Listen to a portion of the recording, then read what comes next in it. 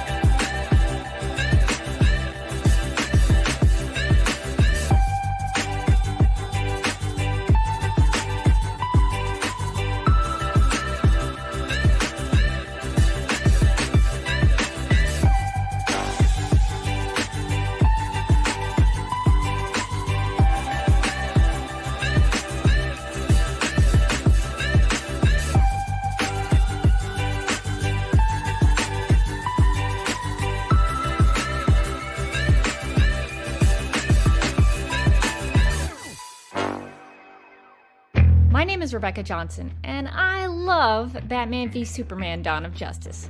And I am publishing a series of videos exploring the reasons why I am such a fan of Zack Snyder's film. In this series, you'll find my thoughts on topics that matter to me, like Larry Fong's cinematography, character analysis on Lex Luthor and Lois Lane, the Christian imagery, what I find hopeful about the movie, and yes, I'll address the critical reception. So if you're interested in any of those topics, I hope you will get something out of this series and find out why Batman v Superman: Dawn of Justice has had such a profound, heartfelt, and inspiring impact on my life. Welcome to the Duck Milk Pride YouTube channel. My name is Rebecca Johnson, and this live stream is part of a series I'm calling Reading Reviews with Rebecca, which will analyze the critical reception of Batman v Superman: Dawn of Justice through the negative reviews written by top critics of Rotten Tomatoes, one review at a time. This is not meant to belittle anyone's opinions, but rather serve as a study of art criticism and how we discuss film. I'm hoping that this endeavor will encourage all of us to be better consumers of cinema and be able to better talk about these things, because even in this project, I have found it to be very difficult. So this is an exercise in trying to achieve that. Well, for this week, I'll be reading through the final review. We have neared the end of the project. We have one more to go. So this project has been a long time coming to the finish line, but this time around, this is it. This is how we're this is the one we're going out on. But this is the final review for this project that I've been doing over the course of a long time, and this one is from the Missoulian.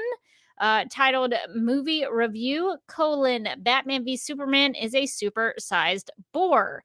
And this one is written by Katie Walsh, who is, I think, also mentioned alongside the Tribune news service. So I'm not quite exactly sure how to credit her here. But it seems like she is affiliated with both the Missoulian and the Tribune news service. I've included a link to the review in the video description below, but FYI, it is now under their subscription service, so I had to throw them a couple of bucks their way in order to read it and to pull it back up. I made notes on it back in 2016, a long time ago, but for this time around, I wanted to pull it back up in its full entirety. And so I had to subscribe. So if you would like to do the same, you can check out that link below. If Katie should ever see this video, I just want to say that I'm aiming to do this as civilly and analytically as possible. And I would ask that anyone watching live or posting comments in the comment section would do the same, even though I know sometimes this is very hard when we disagree with some of the opinions that are written. But let's all try to do that. I'm simply taking a look at the criticism for and of BVS now from an historical point of view, given that these reviews were used by Warner Brothers in their decision-making process regarding what we would call, I think as fans, the DC Extended Universe. Due to the poor reviews for Batman v Superman, the tone and approach to the franchise were changed for what became 2017's Justice League, or the Justice League version of the film, and ultimately it led to the destruction of the 5-film arc that Zack Snyder had planned, and what was being set up as the Snyderverse. So that is what I'm going to be doing here. And before I get into Katie's thoughts, I'm sure there's some viewers who might watch this, who might think, well, this is a film critic for a major news outlet, Rebecca. She's included in Rotten Tomatoes as a top critic. Who cares what you have to say? And I think that is a fair question. So I put together a little bit about my background and some of the things that I have worked on in my life, some of my attributes of the things that I'm interested in that might inform some of my opinions and some of my skills that I can bring to art and film criticism. So here's a little bit about me. I graduated from the University of Alabama, Roll Tide, with a degree in telecommunications and film and a focus on broadcast television production. While I've never been to film school, in my television and production experience, I've learned about and have lots of practice in operating cameras, shot composition, and editing. Lighting, green screen, and audio are my weak spots, admittedly, but I've been working on those.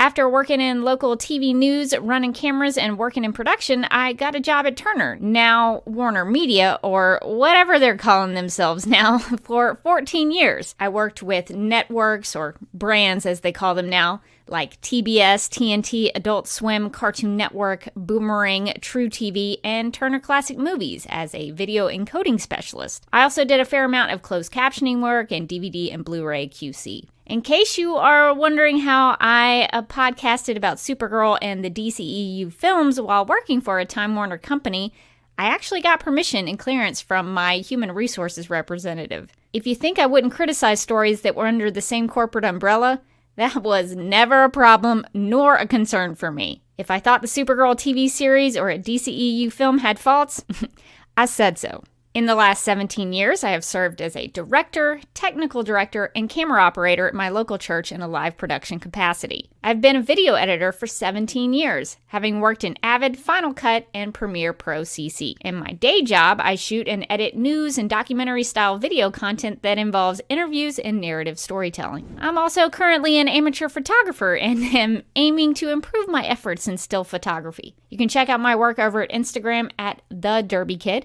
Link is in the video description below. While discussing these film reviews, music and film scores will inevitably come up. It may be good to know that in my life I have played piano, handbells, clarinet, bass clarinet, bassoon, acoustic guitar, and have even started learning how to play the ukulele. I've played in marching bands, symphonic bands, and wind ensembles, and have sung in many choirs. While I don't consider myself a world-class musician, far from it, actually, I do know some things about music and am a big fan of film scores and soundtracks. In addition to my production and musical experience, I have had lots of experience in art criticism. I've been podcasting about television and film since 2009 and do so on a regular basis with Supergirl Radio, a podcast I co-host about the CW Supergirl TV series. I am also a writing contributor to the Justice League Universe podcast that offers analysis on the DCEU films. You might even hear my voice occasionally in recordings and audio commentaries over there. I'm not an expert, but I care deeply about film, television, storytelling, and art. So I hope this gives you a background on where I'm coming from.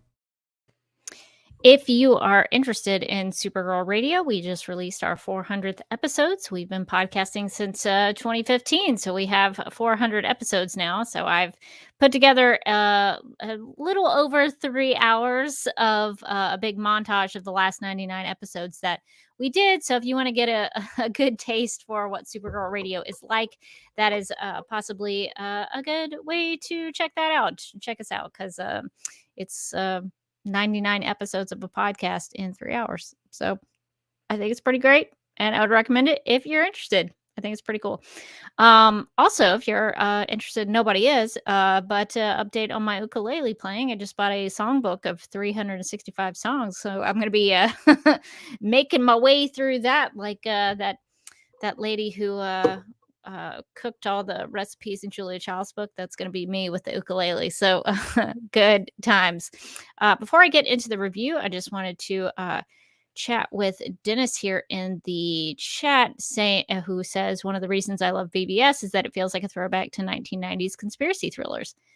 That is a cool point. It does have a thriller aspect of it. There is a little bit of conspiracy in there, some mystery involved, drama. So I like that you've categorized it, I think, correctly. It's definitely not supposed to be a comedy, like some of these reviews want it to be. But I think that's a good way to put it. And Dennis also says the end is nigh. So that's a nice Watchmen slash BVS reference, because that is in a billboard, on a billboard in BVS. So good stuff.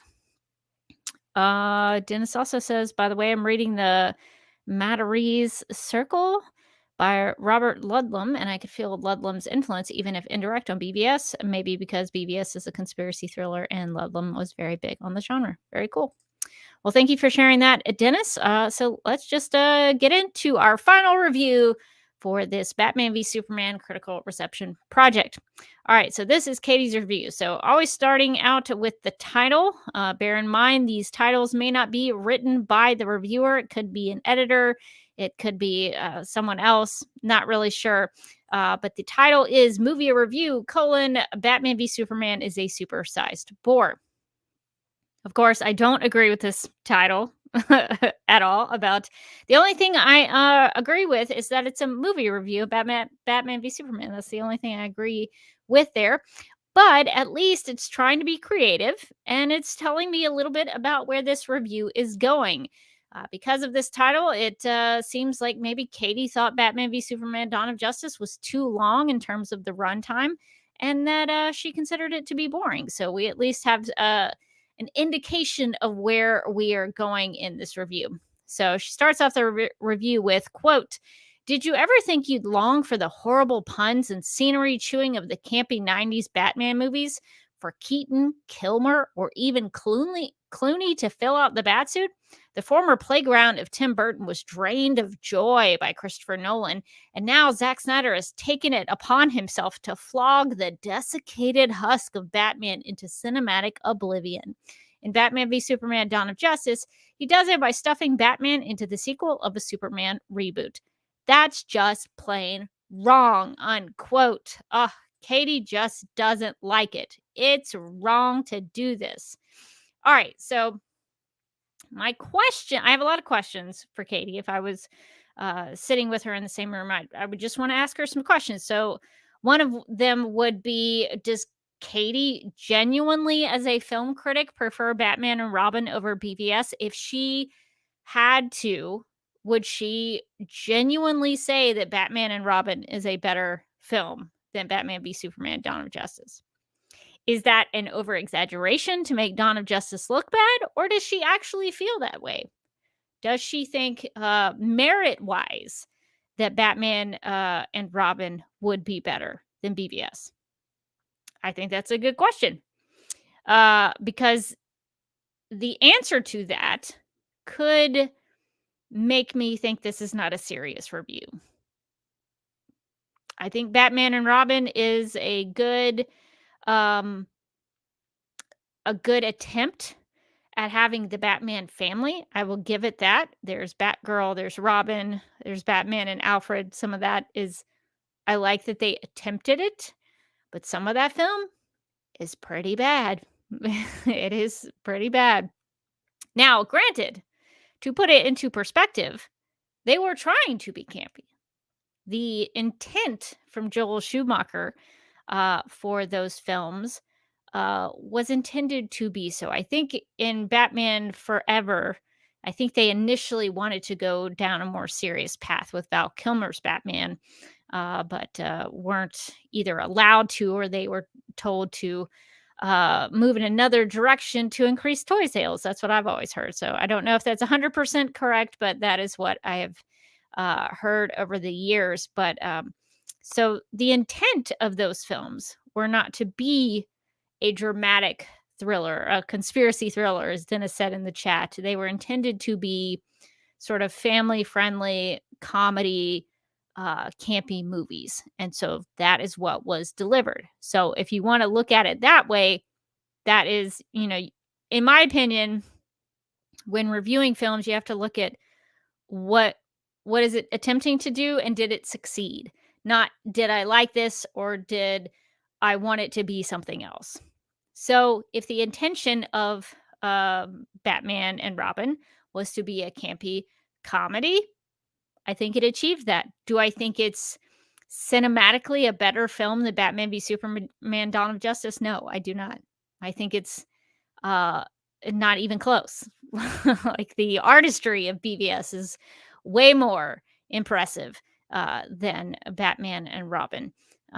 But it's hard to compare the two because they're so different and they have different intentions and different storylines and different performers and different directing perspectives. So I think it's ultimately a little silly, in my opinion, for a critic to compare the two because they are so vastly different in intention and genre.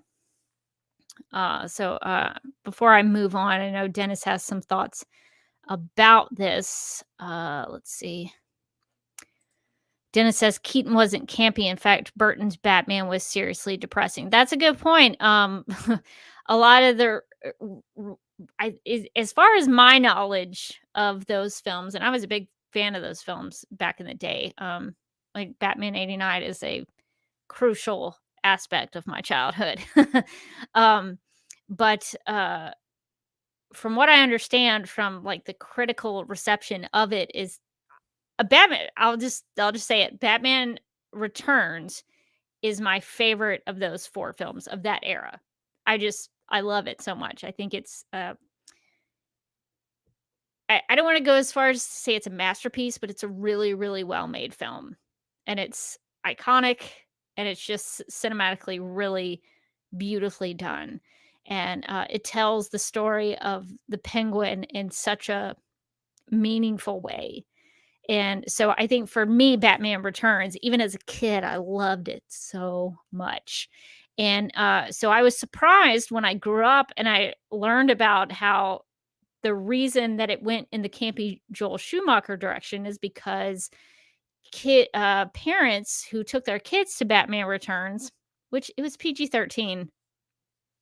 You need to do homework, parents, because my parents did when they took me when I think I was 8 years old, almost 9 years old at the time Batman '89 came out. Don't do the math on how old I am. But when my parents took me when I was a kid, they asked around, did some, you know, research about Batman '89 before they took me, and they were like, "Yeah, seems like it's okay." Um, so parents were not happy with the results of Batman Returns because kids got scared. And so that's why they took that major tonal shift from Batman Returns to Batman Forever. But in terms of the Keaton Batman '89 Batman Returns, they were intended. Tim Burton wanted to do something different with Batman, and he really did. He changed Batman in such a serious way because we went in live action from Batman '66 to Batman '89, and wow, was that a shift. And so those films were meant to be a serious look at Bruce Wayne and Batman. They had comedy in them for sure. I mean, the Joker, the Penguin, even some of Catwoman's bits are pretty funny. So it's not that they were completely serious all the time. I mean, there were comedy bits about them, but they weren't as campy as Batman Forever and Batman and Robin for sure. Let's see. Yeah, Dennis says actually Schumacher wanted to adapt year one, but WB boycotted it. Yeah, I know there's uh, a release the Schumacher cut. I think there's a movement I've seen on Twitter of people wanting to see more of that because I think there is you can see some of that I think in Batman Forever where it takes a little more serious turn with Val Kilmer's Bruce Wayne, and I think that was still leftover bits of it, but as far as I understand there may be more out there that has not been released. Let's see. And Dennis clarifies calling Burton depressing isn't a criticism. Saying I love depressing movies like Chinatown. Yeah.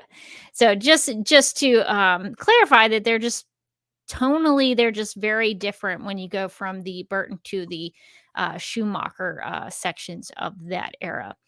Going back to the review, Katie says that Tim Burton's Playground was changed or, quote, drained of joy, unquote, by Christopher Nolan. So I have more questions for Katie. So does Katie not understand that when the filmmaker is finished making his or her film, in this case, his film in the Batman world in terms of Tim Burton, that another filmmaker like a Christopher Nolan can come in and do what he wants according to the story that he wants to tell and what perspective he wants to present to the audience? Do critics like Katie not understand this? Do they actually think that once Tim Burton did his 2 Batman films that everyone coming after him had to do the same thing? That's a real question I have. That's the way it comes across in this review, is that, well, and maybe I'm reading it too literally, but it seems like Katie is saying, well, Tim Burton did it this way and nobody else after him can change the way things are. Which is funny because Tim Burton, that's what he did. He saw Batman 66 and he said, nope, I'm going to do something different and I'm going to change it and do it the way I want to do it. That's what Christopher Nolan did. That's what Zack Snyder did. That's what Matt Reeves did. That's what whoever comes after him does. That's good. That's why Batman has had so many different variations, is because people have bended him a little bit and manipulated him in a way that fit their perspective of what they wanted Batman to do and what kind of Batman they wanted to see. And as an audience member, I think that's awesome. You can have Batman the animated series, but then you can have Batman the Brave and the Bold. So I like that Batman is such a malleable character in that way. That's why it's so frustrating in terms of the Superman side of things, is that Superman can only be like Christopher Reeve. That is the only way he's allowed to be presented. And that's why he hasn't changed so much. That's why Man of Steel, Zack Snyder's Man of Steel, was such a revelation, is because it was trying to do something new. So I think it's actually good that these filmmakers come in and present a new perspective and a new take on the character of Batman. So I genuinely don't understand if Katie is just being overly dramatic, maybe, possibly, or if she actually thinks that filmmakers can't come in and put their own spin on it. I don't know. That's a question I have. Katie calls putting Batman into a Superman sequel, quote, plain wrong, unquote. Got another question. Why? Why is it plain wrong? Who says it's wrong? By what standard is it wrong? Why couldn't Zack Snyder or any other filmmaker do that, put Batman into a Superman sequel, if the story calls for it and if it makes sense to do so? It's not wrong if that is the direction that the storyteller chooses to go in. So I don't know why she says it's wrong. That doesn't make any sense to me. Okay, continuing on, Katie writes, quote, while ostensibly a Superman film, Snyder doesn't give human butter sculpture Henry Cavill much to do here. That feels like maybe she's trying to be positive in terms of his physical physique and maybe being like complimentary here, but it also feels like she's tearing him down to just his physical attributes, and I don't much care for that. I don't like when people put personal things like that in there. That to me, that feels a little unprofessional, in my opinion. I don't know that, a Roger Ebert might say that about Henry Cavill. I don't know. Maybe he would have. I don't know. I'm just reading into it, but just on reading that, I don't care for that too much. But she goes on to say, so it feels more like a Batman movie, and this is the blandest version yet. Both characters are as exciting as oatmeal, and while Ben Affleck isn't terrible as the Caped Crusader, he just feels miscast. His usual irascibility tampered down, unquote. More questions, because the only thing I can do is ask questions, because I don't know these people, these writers personally. So, and I don't have them with me to talk about this. So I'm just asking questions. I wonder why Katie thinks that Superman and Batman are both, quote, as exciting as oatmeal, unquote. What about them in BVS is bland? They both have a lot of depth. They both have a character arc. They both have justified reasons for doing what they're doing. They are both surrounded by characters who bring comedic relief into it. They're both involved in exciting action sequences. So I don't really understand the comment exciting as oatmeal. What does that mean? Give me some examples. Because that's not what I see when I watch BBS. I also guess that Ben Affleck should take it as a compliment that Katie says that he, quote, isn't terrible, unquote, as Batman. That's positive. He's not terrible. That means he's good, I guess. But it's Katie's opinion that Ben Affleck was miscast as Batman, but she doesn't give a lot of reasoning for it. What exactly makes him seem miscast to her? What did he not deliver with his performance? Because she doesn't really explain that. How is he miscast? Zack Snyder, there's a great story. I think it was from San Diego Comic-Con. There was a Batman v Superman panel where Ben Affleck spoke to this about his casting, about how Zack Snyder came to him and said something like, I need a Bruce Wayne who's just like at the end of his rope and blah blah blah blah blah, and it made Ben Affleck seem like he's like this old withered, at the end of his rope guy.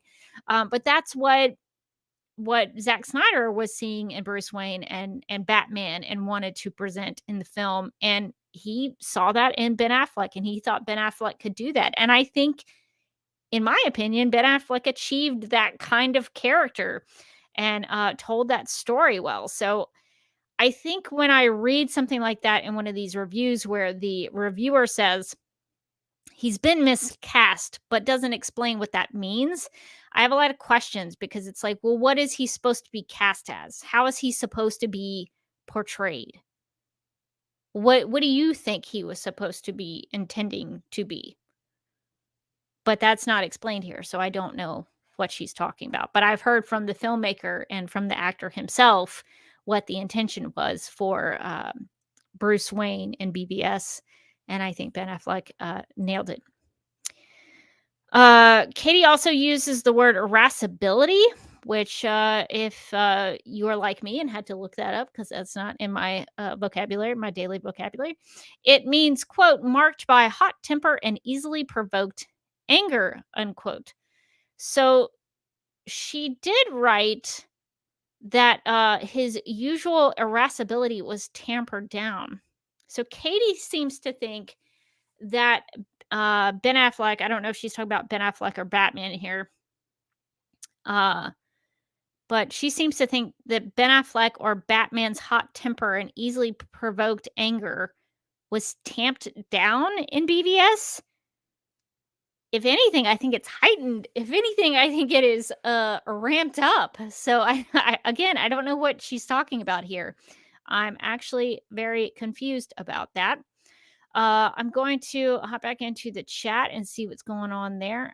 So let's see. Dennis says, fun fact, Tim Burton originally intended to have Adam West as Thomas Wayne, with his death meant to be symbolic, but it was decided against it. I think that could have been a cool Easter egg, but I think maybe that was a good decision. I think that was probably for the best. Let's see.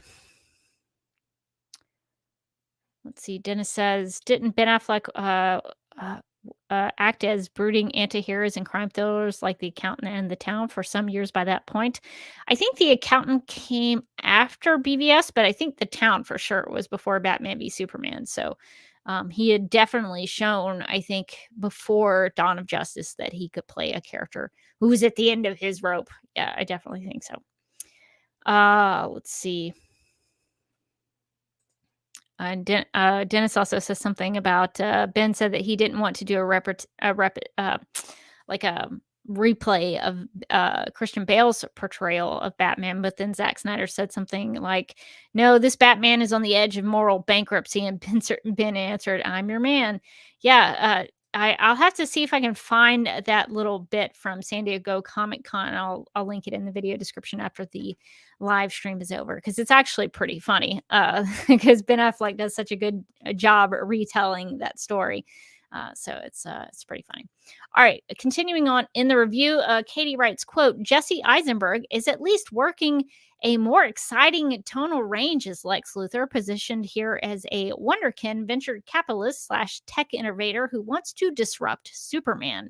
He's got his fingers in a few pies involving human trafficking and experimental weapons manufacturing, and though neither of these subplots have any impact on the story, Snyder spends a fair amount of time chasing them down. Lex's disdain for governmental regulations is embodied by his feud with Senator June Finch, played by Holly Hunter, whose hearings stand in the way of his free import of kryptonite, which he hopes to weaponize, unquote. I think Katie may have misunderstood Lex Luthor's intention and motives. He didn't want to disrupt Superman. He wanted to frame Superman to make everyone think he was uh, a devil coming from the skies. He wanted to tarnish Superman's reputation and ultimately kill him, whether it be by coaxing Batman to do it or releasing Doomsday into Gotham City or Metropolis, however he was going to do it, or wherever he was going to do it. Uh,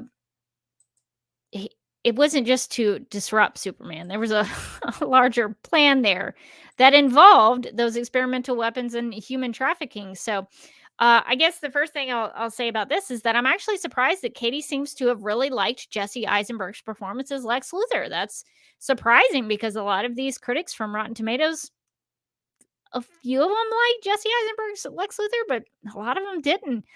So something I can agree on with Katie. I really liked his Lex Luthor as well. However, she doesn't seem to connect the dots between the human trafficking and the experimental weapons. I'll give her some grace on this because she probably only saw BVS once before reviewing it, and she only saw the theatrical cut. So some of this storyline is expanded upon in the Ultimate Edition that came out later. So I can give her a little grace here. Although I understood it when I saw it in theaters, but I'll give her a pass for this one because there is a lot going on here. So if you only saw it once and you weren't really giving it your full attention, you could probably miss things.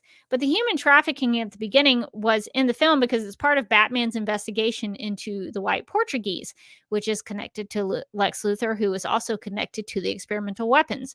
Lex Luthor opening up the kryptonite, which I think this is cool. I don't know if other people have caught this or talk about this, but Lex Luthor opening up the kryptonite after unloading it from the White Portuguese, I think, is mirrored in the nightmare sequence when the kryptonite is revealed. So there's a connection that ties it into different storylines that's going on there. Katie wouldn't have known this, but the guy Batman interrogates at the beginning is killed in like during the human trafficking sequence, is killed in the Ultimate Edition by one of Lex Luthor's guys in the prison, making it seem like Batman's branding makes them targets in prison. And this parallels Bruce and Lex as being characters who are acting as judge, jury, and executioner in their own ways. Only in the end, one of them has a change of heart, and the other one doubles down on his bad choices. So I think there's a lot of reasons for a lot of these things to be connected. Lois Lane is connected to the experimental weapons because she's on a journey to figure out who's behind all of these things that are framing Superman and making him look bad.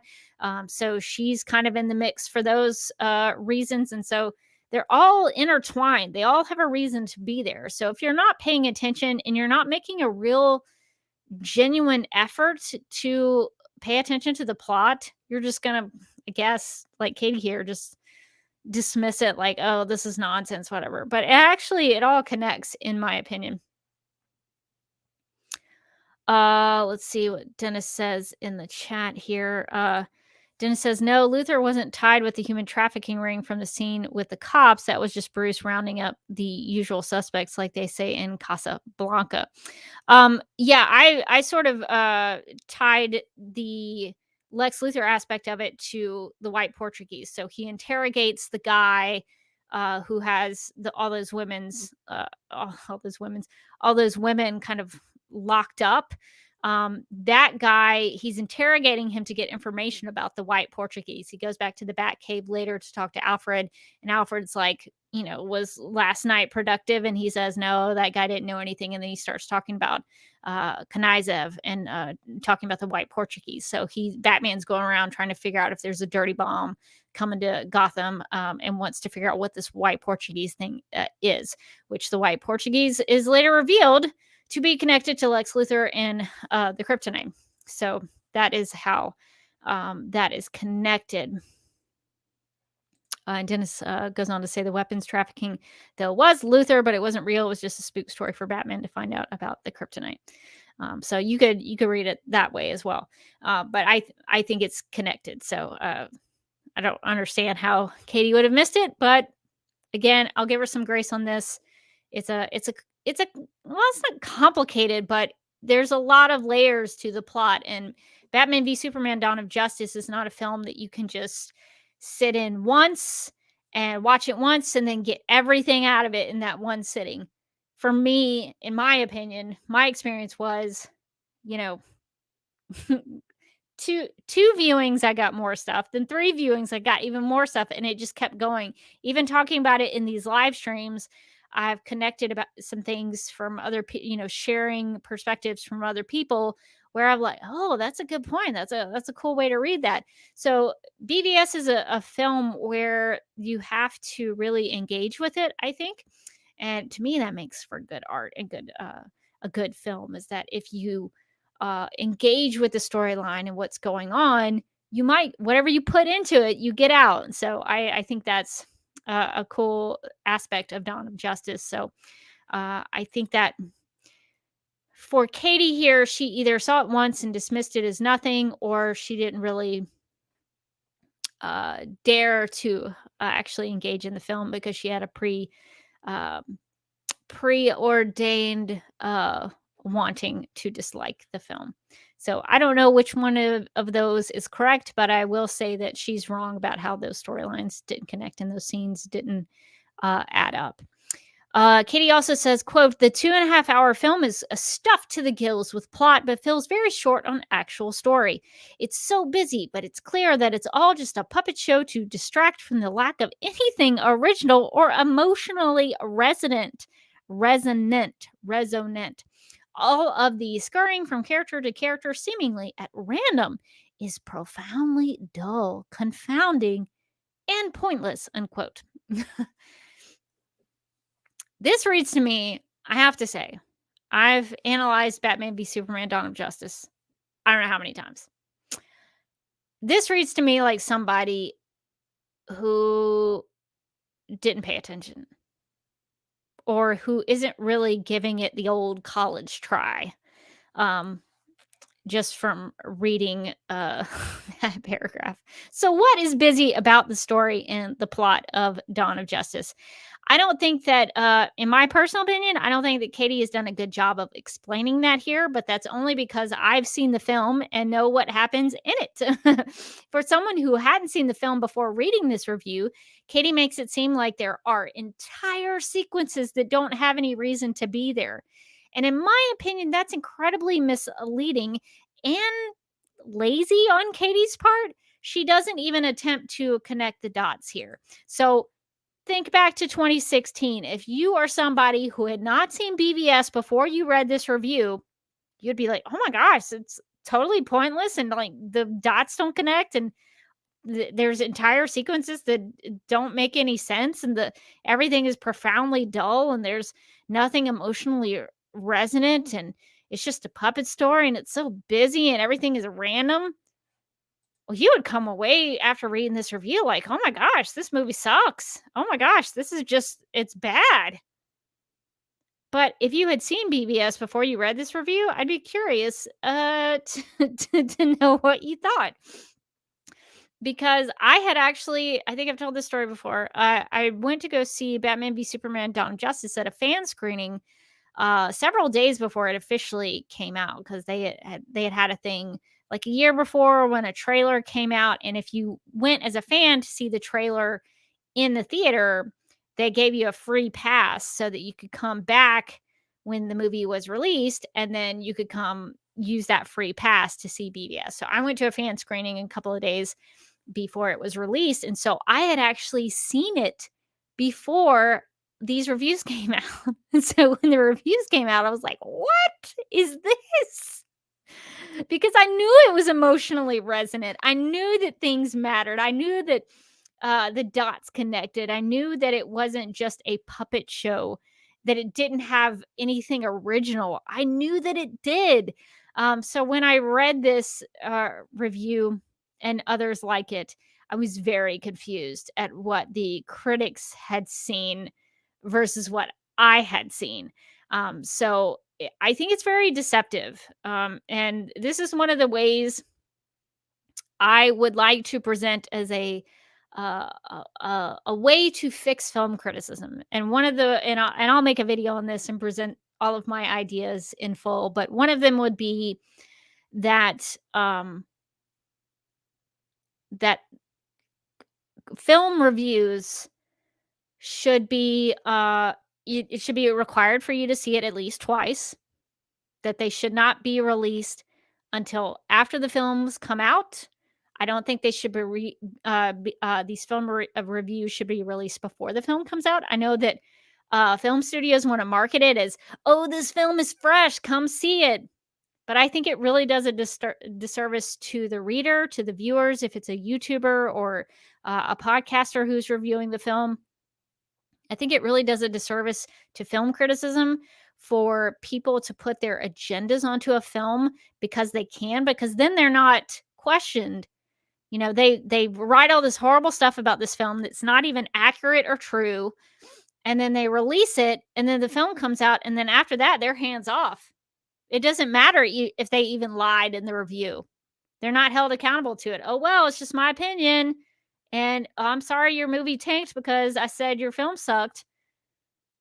That to me is a real disservice for film criticism and for the reader and for film goers. So if I had my perfect world, I would want film critics to see a film at least twice before they write the review. And I think that they should have to hold it until at least maybe a month after. I don't think that film reviews should be a deciding factor on whether the film goer should see it.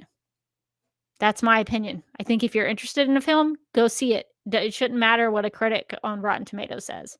I think you should make your own review of that. So I will present that with a little more clarification and some more steps on how I would probably try to fix film criticism because it is broken.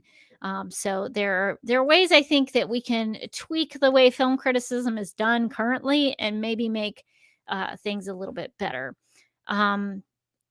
Because it blows my mind that Katie claims that there is nothing, quote, emotionally resonant, unquote, in Batman v Superman. Nothing? There's nothing emotionally resonant? Nothing? Like, there was nothing? Even if you didn't like the film, I, I would assume that most people could recognize, like, oh, yeah, there's an emotionally resonant moment where Batman and Superman connected over their mother's name. Or there's an emotionally resonant moment when Superman dies. I feel like you could at least acknowledge that that's intended to be emotionally resonant, even if it didn't emotionally move you. But to say that there was nothing in the film that was emotionally resonant, that's negligent, I think. Going on, Katie says, quote, with a surplus of characters, including Amy Adams as Lois Lane, a.k.a. Superman bait, and Gal Gadot bringing Wonder Woman to glorious life, the story is ultimately just about just a few things. Number one, what good is good? Who can be good? What is good? Got it? Good. Number two, fighting over a green rock. Number three, boys who love their mothers. Experimental weapons and Senate hearings about terrorism and encrypted hard drives filled with Justice League clues are totally arbitrary to the core, tail, unquote. Wow. Katie really downplays the importance of Lois Lane in this film as merely, quote, Superman bait, unquote. Lois is an active part about figuring out what Lex Luthor is up to, and serves as the inspiration for Superman to give his life to save everyone else's. That's a pretty big deal. Plus, in calling Amy Adams' Lois Lane a Superman bait, Katie makes it sound as if her interpretation is the only Lois Lane who has ever been used in such a way. I'm actually a pretty big Lois Lane fan. I collect Superman's Girlfriend Lois Lane comics. I've seen every live action interpretation of Lois Lane. I've seen most of the animated stuff. I feel like there's maybe one or two animated films that I need to catch up on.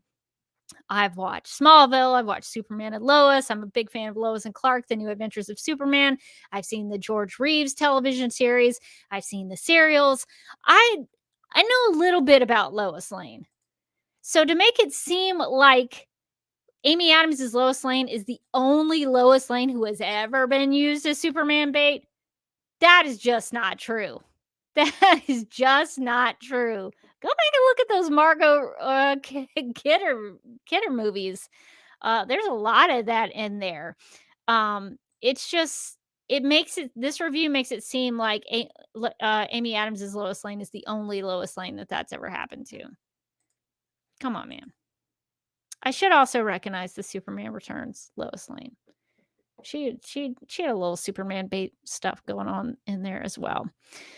So that bothers me because I think that's not giving Amy Adams's portrayal and her characterization, the characterization of Lois Lane. I don't think it's giving her the credit that she deserves, because Lois Lane in BVS has more of a story, more of an arc, more importance. She's referred to as the key by the Flash coming to time travel into the Batcave than any other Lois Lane that I've ever seen, especially in film. She has more of an arc than Margot Kidder's Lois Lane ever did. In 4 movies. She was kind of barely there in the 3rd one. But she has more of an arc in that film, in BVS, than Margot Kidder's ever did. So I feel like critics should recognize that. It bothers me that they don't. But that's just me, a big Lois Lane fan, a big Amy Adams fan. That bothers me. I think she deserves a little more credit. Although I will say, in terms of the Wonder Woman of it all, it seems like Katie liked Gal Gadot's Wonder Woman, so I guess that's a positive for the film. So there is that. Katie also says that the story of Dawn of Justice is ultimately about these things. What is good? Who can be good? What is good? What good is good? Who can be good? What is good? Fighting over a green rock and boys who love their mothers. Now, I appreciate that Katie has attempted to at least share something related to film analysis. That's what I come to these reviews for. I want to see some analysis about these things. So here she's at least attempting to do some film analysis and identifying themes about the film. What frustrates me, though, is that it's not taken seriously and it's written for laughs. Why couldn't Katie actually dig into these things and write about them? I would love to read an analysis of on the questions of what is good and who can be good. I actually made a video about that if people are interested on my YouTube channel here at Duck Milk Prod about the moral argument for God, really. But I tied it into Senator Finch and how do we know what's good question, which I think is so interesting. So I would really love it if Katie had written an article or a review that was mostly about just that question. I would be so interested in a film analysis about what is good and who can be good about BVS. If I had been Katie's editor, I would have pushed her to go into that direction a little more. That would be such a good review. And it would be unique. There wouldn't be a lot of those reviews out there. There's a lot of these kind of reviews where it's like, well, I didn't like Ben Affleck. Wonder Woman was okay. Amy Adams was no good. Like, every review is like that. It's so formulaic. To read a review where it actually digs into film analysis and themes, wow, would that stand out in these? It would be so unique and different. Let's see. She also wants to know who is fighting over the green rock and why. Well, I also want to know what happens when they get it. That's also a good question. What happens when they get it? And then she also says, who are the boys and how did their mothers she talks about the boys who love their mothers. Well, I would want to know, well, who are these boys that you're talking about? And how do their mothers affect them? That could also be something that you could write an entire review just on that. I also think it would be good to fix film criticism by changing it to film analysis. I think that's way more interesting in terms of reading a review, in my opinion. I would rather see somebody break the film down and try to pick apart the themes and look at the character arcs than just telling me, well, I didn't like this. That's boring. Actually doing film analysis, that's interesting to me. I'm excited by that. So I think Katie asks some questions, but then she never digs into them. And I think that's really strange. Even if Katie hated BBS, it's her job to write about these things. It's her job to dig into these questions. One could still not be a fan of the film and engage in these ideas anyway. And I think it would actually set her apart if she did that. So I'm actually really disappointed that she asked the questions, but then didn't bother to go into the answers of them. All right, I'm gonna stop into the chat and see what's going on here. Let's see. Sing Yingli says, I probably wouldn't have gone to watch PBS without having listened to your review on a Superman homepage podcast before, considering how negative the reviews ended up being. Wow, I actually kind of forgot. I'll have to go back and see if I can find that. Yeah, back in the day, I used to be able to hang out with the guys from Superman homepage. But I think they do their podcast on Tuesdays, and or at least they used to. And so that's been a conflict for Supergirl Radio. So I haven't been able to hop in with them. But yeah, I think I did do that. That seems I totally forgot about it, but now I'm gonna have to go back and listen to it.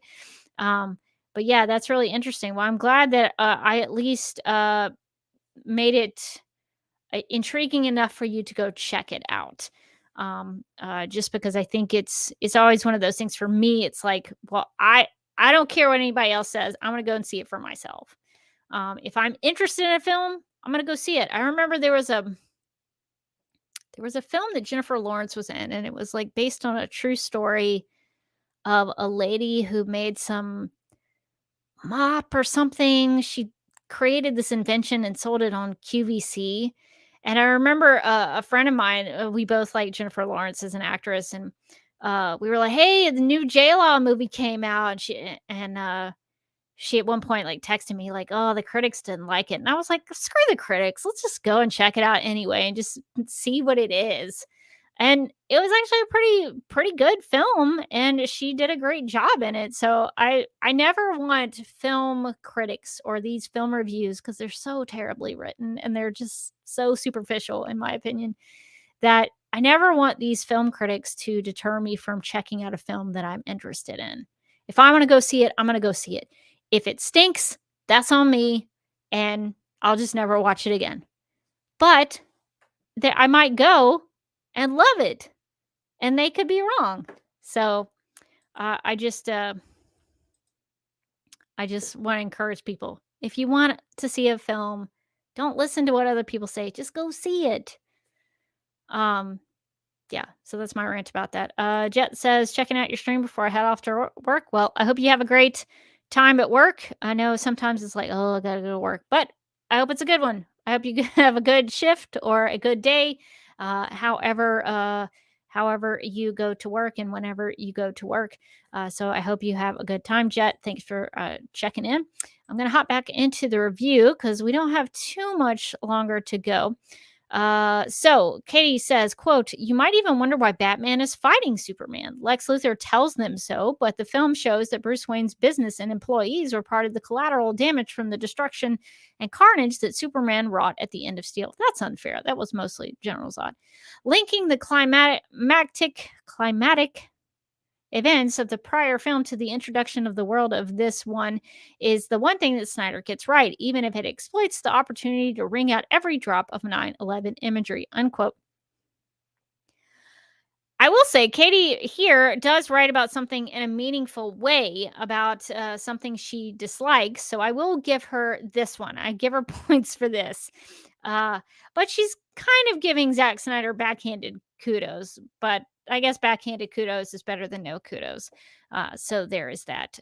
Katie goes on to say, quote, the final bludgeoning act is just as tedious and terrible to look at. Terrible to look at as the first 2 hours. Snyder shoots everything too close to be easily discernible on a large IMAX screen, and the action scenes are at once chaotic and totally meaningless. With the arrival of Doomsday in an indestructible, with the arrival of Doomsday, an indestructible being prone to nuclear tantrums. I feel like there should be a comma in there. Anyway, Batman v Superman becomes Batman, Superman, and Wonder Woman versus King Kong. Unfortunately, by the time we get to this point, it's impossible to care, unquote. I would really love to be able to ask Katie, how is Batman v Superman Dawn of Justice terrible to look at? I find this highly questionable to talk about the look of the film this way, given that Larry Fong's cinematography is absolutely gorgeous. I would want to know, why does she say that it's terrible to look at? I have a lot of questions about that. She also says that Zack Snyder shoots everything too close. What is she talking about? Did Katie see this film in IMAX? Is this review based on a screening in an IMAX theater? Or is she just assuming it? I'm not entirely sure. Because I saw it in IMAX. I had the ultimate ticket where I paid for money up front, and then I could go see it as many times as I wanted to. I think I could go see it once per day for as long as it was out in the theater. So I went to go see it in 3D. I saw it in 2D. I saw it in IMAX. I saw it in various formats, and I never had a problem with the IMAX. So I'm a little confused about that. I don't remember having any problems. I don't remember having any issues with the way it was shot. I just remember loving how beautiful it was. She says the action sequences were meaningless. How? The big fight between Superman and Batman is layered in meaning. Batman's monologue during that big fight says so much about why he's doing what he's doing. And there's that theme of God versus man that's embedded in the dialogue and the visuals. Even in the big Doomsday fight, it's them basically fighting the devil. And there's there's the Jesus Christ imagery, the Christ figure imagery with Superman, where he's got the descent from the cross coming down.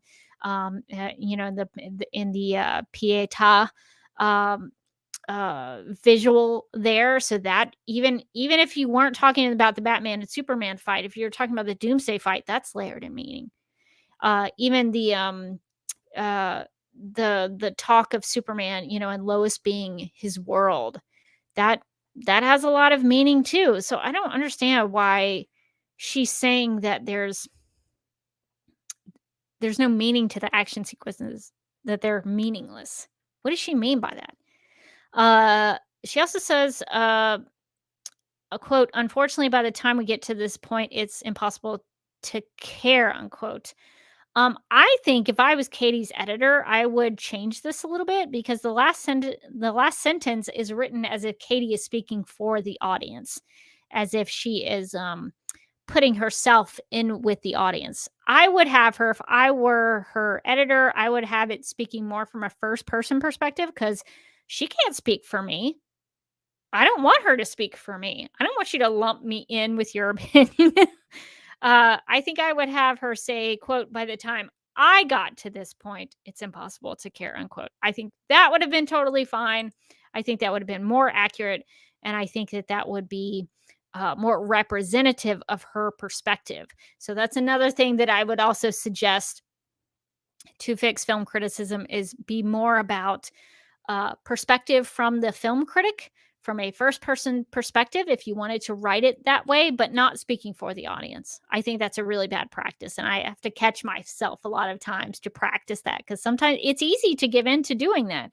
But I think it does a disservice to the reviewer. Actually, the most disservice it does is to the reviewer, because you're not sharing your perspective. You're lumping yourself in with everybody else. But people come to your reviews for your perspective. Talk about it from your perspective. Um, I also think it's worth mentioning that Katie here gives BBS 1.5 out of 4 stars. That's almost 2. That's almost half. Why 1.5? Why not 1? Why not 0? Why 1.5? I guess it's because she liked Jesse and Gal's performances, and maybe she also liked the Black Zero event from Bruce Wayne's perspective. I don't know. That's just my guess from the review, but I think it's funny. Why 1.5? I'm curious. Let's see. Pete Whitestrake in the chat says BBS is one of the few, I guess, maybe Hollywood big movies that's actually underrated. Not just saying it, but it actually was. I agree. I agree with that. I think at one point, I don't know what it has. I'll have to look it up now to see where we are as we are looking at it in this current time that we are in. I want to go back and dig into Rotten Tomatoes to see what the percentage is. So it looks like it climbed up. I'll share my screen a little bit so that I'm kind of doing this for posterity. So when I initially looked at these top critic reviews, I think it was 27%. So it's gone up to 29%, which I think is really, really funny. It's actually gotten better since the film came out. I guess other people have submitted reviews and it's ticked it up a little bit. I also think it's worth noting, look at that audience score, 63% versus the 29%. I think that's so fascinating because a lot of films that are reviewed or included on Rotten Tomatoes, that's usually the case. A critic might hate the film, but the audience is like, yeah, I had a good time watching it. I think that's so interesting. Why do we think this is? That might be a question to chew on. Why is there such a disconnect between film critics and moviegoers in the audience that's actually going to see the films? What's the disconnect there? Why is that happening? Because that happens quite a bit, I notice. So that's something I'm going to chew on. And actually, I think I know what I'm gonna present because I'm going to be talking about C.S. Lewis's book about art criticism, and that's going to be something I'm gonna try to make a video maybe just on that book and talk about the things that are in the book, and then I'll weave that into like a wrap up video that I'm going to do where I'm going to present sort of a couple of steps that I would encourage people to do in order to improve film criticism. So I'll talk about that in depth in its own separate video. But I think C.S. Lewis's book talks about the many and the few, and so I think that may be, now that I'm thinking about it and looking at that more clearly and thinking back to that book, I think that's probably where that divide comes in. So I'll try to make a video. Probably won't be able to get to that until maybe May-ish. But that's definitely something I want to talk about, is the divide between critics and the audience. So it does look like BVS actually has in my opinion, that's a pretty high score for BVS compared to the critical reception of 63%. That's pretty good. Interesting. Okay, I hadn't looked at that in a long time. Let's see. Eric says, and by the way, we're finished with the review. Katie's review is pretty short, so I'm just hopping in the chat and seeing what people are talking about in the live chat. Eric says, have you noticed the Snyder films have started having more positive reviews from reaction channels? I actually have noticed that. I'll have to link it when I'm finished with the live stream. I did see on Twitter some folks that I follow on there just from the Supergirl Radio account, because I don't have my personal account anymore. I deleted that after we got the uh, after we did the big push. I say we because, DCU fans, Snyder fans, however you want to call it, after we did that big push on November 17th, way back when, to get interest for the Snyder cut. After that was kind of over, I was like, I'm gonna delete my personal Twitter. So I helped get the Snyder cut released, and then I bowed out. But I do follow some folks from the Supergirl Radio account that do talk about the Snyder films, and I think one of those people did share a YouTube channel that I'm gonna have to check out. I subscribe to her channel, and she's been reviewing Man of Steel and Batman v Superman: Dawn of Justice, and had some really positive uh, reviews to them. And what I think is fascinating about that is that I think, and this happens a lot with Snyder films, back in 2019, when it was the 10th anniversary of Watchmen, I noticed that there were some articles that were being pumped out where people were like, hey, actually revisiting this Watchmen film, it's actually really good. Like that was the basis of the article. And I think not only do Snyder films tend to age well, I think part of the reasoning that there's been a shift over time is that, and I think this happens if you look at film history. I mean, this kind of thing happens all the time, where when a film is released, there might be something that's like hyper political at the time. Think about the Joker, Todd Phillips's Joker film that came out. During the release, there was all this talk about, I can't remember what the buzzword was, like incels or whatever, what have you, what have you, what have you. And there was all this drama about that. It was like, people just want to go see a Joker film. Like, stop being ridiculous about it. But there was all this like political stuff that surrounded it. But if you watch it 5, 6, 10 years from now, you're not going to have that in your mind. You're just going to sit down and watch a film about the character of the Joker. And so if you don't have that stuff surrounding it, you're just going to watch it based on the merit of the film. And so I think that's what's happening with Man of Steel, with Batman v Superman. I think people are so disconnected now because now it's been 7 years since BVS came out. And Man of Steel, it's been 10 years. So that's even more. So now that you don't have that, because at the time with Man of Steel, like the Dark Knight trilogy wrapped up, so people were still, comparing it to the Dark Knight trilogy. There were still people comparing it to the, kind of the early-ish stages of the MCU. So there was a lot of those comparisons back then, but when you go 10 years past it, people are going to start to forget about that stuff. People are not going to care about that. And new people who hadn't seen it during that time are going to be watching it with fresh eyes and don't have that history that's bogging them down. And so now they're just straight up watching it for the merit of the film. How good was this film? They don't care about all that stuff because they don't know that stuff. And so that's why I encourage people, if you want to be a reviewer, look at it from that perspective.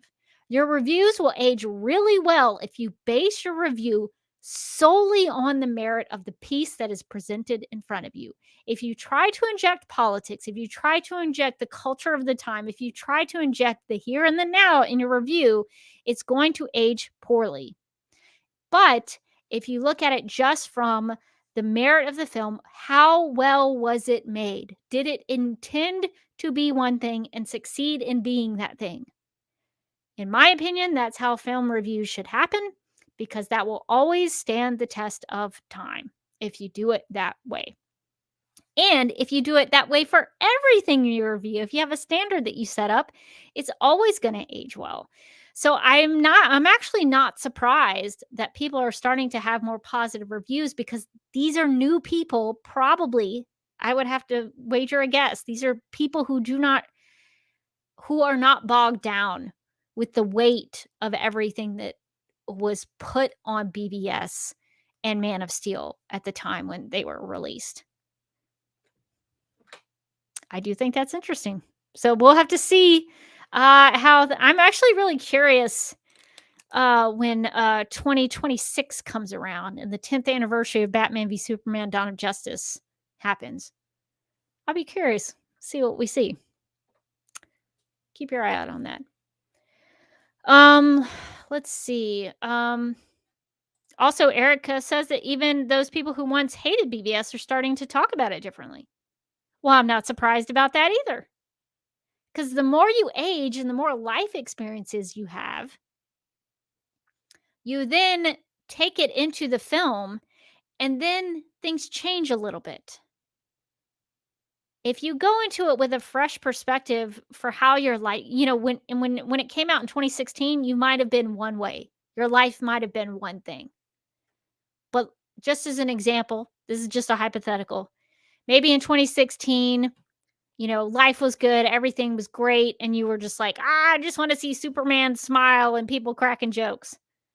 But then maybe during that time between 2016 and 2023, maybe your mom died. Is that going to change how you view Batman v Superman: Dawn of Justice?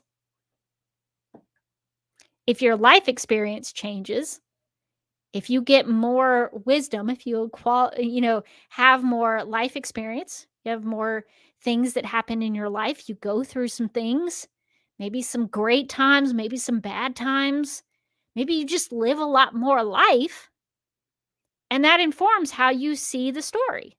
It changes. That's happened to me with a lot of films. So I'm not surprised that people who maybe saw it one way in 2016 then revisit it 7 years later and see it a different way. That does not surprise me at all. Because what you put into it is what you get out of it. And so I think that definitely could change people. And that mother dying scenario, that was just totally hypothetical. I was just basing it on the fact that Martha Wayne and Martha Kent have such a big impact on the film. So that was just hypothetical. I'm not singling anybody's story out for that. That was just a hypothetical to talk about life experiences. Yeah, and Eric says, I also compare Snyder to Stanley Kubrick, whose films were also received negatively at first and become classics later. Yeah, I think Stanley Kubrick is definitely one of those filmmakers wherein that happened. And I do want to maybe talk about Stanley Kubrick's films. I've seen almost all of them. I think the only one I have not seen is maybe the Lolita film. So I'm trying to. Oh no, and Paths of Glory. I have yet to watch that one, but I actually have a friend who let me borrow his Kubrick collection on DVD. So I need to get that back to him. So I got to finish those two films. But maybe that'll be something that I talk about in the future. But I think Kubrick is also one of those filmmakers where he just seemed to be trying a lot of different stuff. He had a lot of different kinds of stories to tell. He was trying something new. He was pushing boundaries. Some of it worked, some of it didn't. But he definitely had his own way of going about things and didn't really seem to care what other people thought. And I think that's bold, and I like that. And make the films. And I remember hearing Zack Snyder in an interview talk about how he doesn't make the films that he makes for everyone else, because if you do that, you're going to fail every time because you can't please everybody. So just make a film that you would want to see. Make the film for you, not for everyone else, not for these critics on Rotten Tomatoes. Make it for you. Would you be happy with that film? Would you want to see that film? And so I think Kubrick is one of those directors who did that. He just made the kind of films he wanted to make. And whether or not you liked it, he didn't care. He made the film he wanted to make the way he wanted to make it. And so I think he's another one of those filmmakers who definitely did that. So anyway, so maybe we'll talk about Stanley Kubrick at another time. So I guess I will wrap this live stream up. That's going to do it for this one, for our final look at the critical reception of BVS. Now, this is not to say that there are not other reviews on Rotten Tomatoes about Batman v Superman: Dawn of Justice. These were just intended to be the top critics who wrote reviews about BBS in 2016 that I had listed out and made notes of initially during that time. So these are the reviews that I'm revisiting now.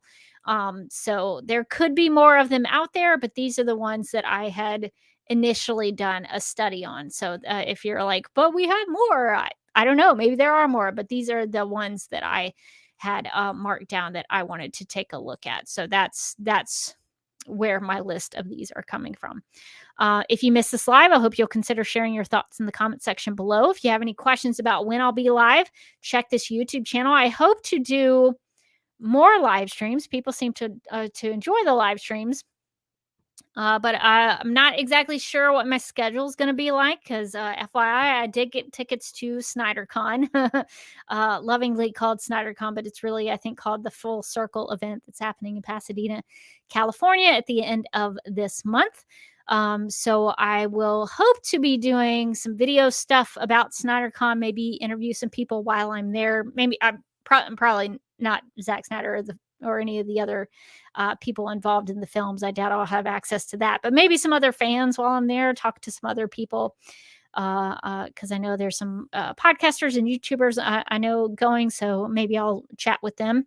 But I hope to do some sort of vlogging of some kind and recap my experience there. And I also hope to ask a question because I know there's a Q&A session after the screenings. So I mean, if I have the chance to ask questions about all three, that'd be great. But I really want to ask a question about the film criticism after the BVS screening. So that's one of my goals for SnyderCon is to ask a question um, about how do we know a film is good. So I'm hoping that maybe if we're allowed to record audio or video, that I can bring that to a final wrap up of this section of my BVS series about the critical reception. So I probably won't finish up this whole series until after SnyderCon. So be patient with me. I'm hoping to get a lot more completed in that way. But in the meantime, I'll try to see what I can do. See if we can maybe do some live streams or pre-recorded things before then. But ultimately, I want to do some Snyder Cut stuff at the end of April, beginning of May. So that's just kind of what I'm kind of looking at for now. So just stay tuned. Okay, Eric actually has a question and a request. Can you do a Snyder list from best to worst? Ooh, that's a good question. Do like a ranking of my personal. Oh, but that's different. So my favorite list could be different from the best list. Huh. I'm gonna consider that. That would be an interesting one to dive into. I'm gonna have to revisit those films and really take notes about some of them because I have a lot of thoughts about Man of Steel or Batman v Superman, but I'd have to go back and rewatch Dawn of the Dead. I haven't seen that one in a long time, and like Punch, I haven't watched that in a couple of years, but I do love that film. So that would be. I'll consider that. That might be a good one to do. I definitely want to do videos on the female characters of Snyder films because he has a bad reputation for female characters, which I think is so bizarre. Like his female characters are awesome. I don't get it. So that will be something that I'll be. So I'm not finished talking about Zack Snyder films for sure. So that'll be something that we can chat about. And then Eric also says, hope we get to see the Green Lantern Kilowog scene. Yeah, I don't know too much about that. I know that's a rumor. So we'll see if that is the case. But I do have tickets for the Man of Steel, Batman v Superman, Dawn of Justice, and Zack Snyder's Justice League screening for the Full Circle event. So I will definitely try to report back after that. So we'll see what happens. But yeah, so those are kind of possible things that we can talk about. But I've really enjoyed this time with everybody who's been in these live chats, and I hope you've gotten something out of them. And maybe in the next couple of weeks, maybe we can have some folks on if you're interested. Maybe I'll do a live stream where I just put a StreamYard link in the video description, and if you want to come chat with me, feel free to do so. So that might be something I might do like a little call-in show.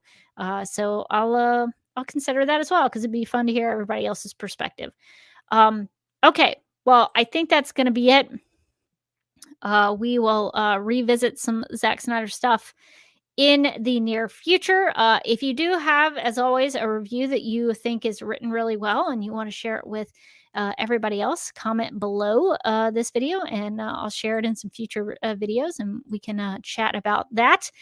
But as always, to wrap us up, I'm going to hand this over to voiceover Rebecca, and she's going to take us out of the live stream. If you would like to see more of these live streams, make sure to subscribe to this YouTube channel at youtube.com/duckmilkprod. If you'd like to keep in touch with me personally, you can follow me on Instagram at TheDerbyKid and on Vero at DerbyKid. You can hear my thoughts on the CW Supergirl TV series and all things Kara Zor-El over at Supergirl Radio by visiting supergirlradio.com, subscribing wherever you listen to podcasts, or subscribing to the DC TV Podcast YouTube channel, which you can find at youtube.com/DCTV Podcasts. Also, please check out the Justice League Universe podcast for in-depth analysis on the DCEU films, including Batman v Superman: Dawn of Justice. And before I go, I hope that this live stream video series will inspire you to think more critically and thoughtfully about film and storytelling. I'd like to leave you with this quote from C.S. Lewis's book titled An Experiment in Criticism. The truth is not that we need the critics in order to enjoy the authors, but that we need the authors to enjoy the critics. My name is Rebecca Johnson, and I love Batman v Superman: Dawn of Justice. And I am publishing a series of videos exploring the reasons why I am such a fan of Zack Snyder's film. In this series, you'll find my thoughts on topics that matter to me, like Larry Fong's cinematography, character analysis on Lex Luthor and Lois Lane, the Christian imagery, what I find hopeful about the movie, and yes, I'll address the critical reception.